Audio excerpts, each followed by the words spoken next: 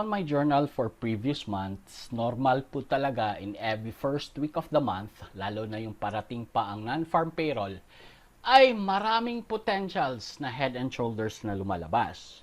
Dahil dito, dito ako naghahanap para ma-implement ko ang strategy 2 ko na money management. Now, sa mga nagtatanong at sa mga bago po dyan, ako po si Uling Cyril. And what I am doing right now is a trade plan, which is carefully po nating sinusukat ito.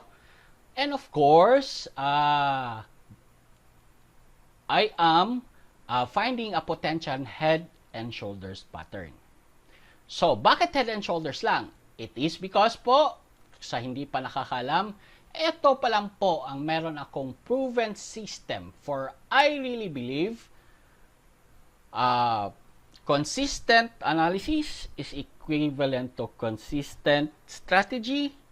And if you have consistent strategy, uniform strategy, you will have consistent profit. So, hindi yung paiba-iba. Anyway, so we proceed. For the trade plan, I have here 1, 2, 3, 4, 5, 6, 7. 7 currency pairs.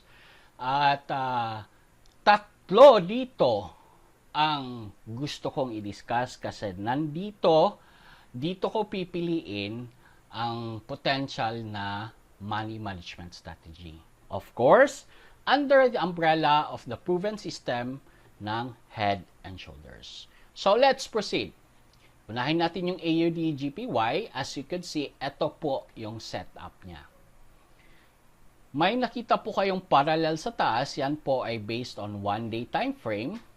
And, of course, divergent po siya. Ano ibig sabihin ng divergent?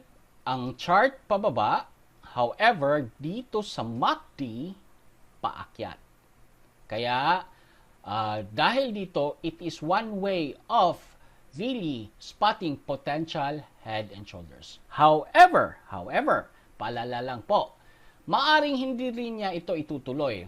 Pero, pag ito siya bumalik at inabot niya yung 618, that's the time ipa-implement na natin ang ating 5 confirmations, which is the enhanced version of entry point.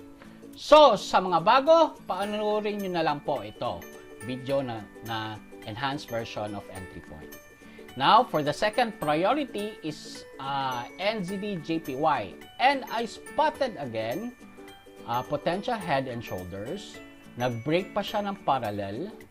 Plus, divergent pa siya dito. So, meaning to say, if ever the market will goes down, mag-retrace siya into 618 dito na area.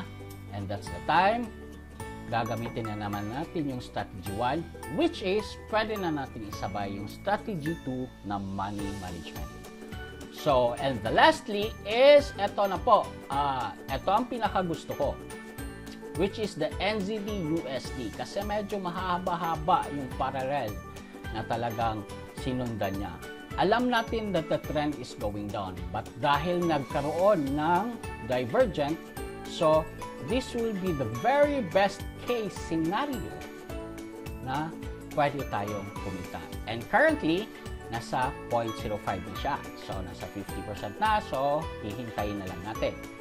And as for take profit naman, again, maninigurista po tayo pag nasa money management. So, whatever you risk, pag yun naman ang kinita nyo na, kunin nyo na agad para pondo na po yun.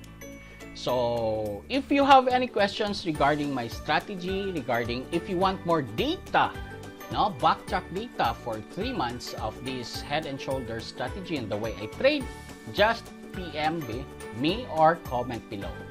So, yan po. Have a good trade.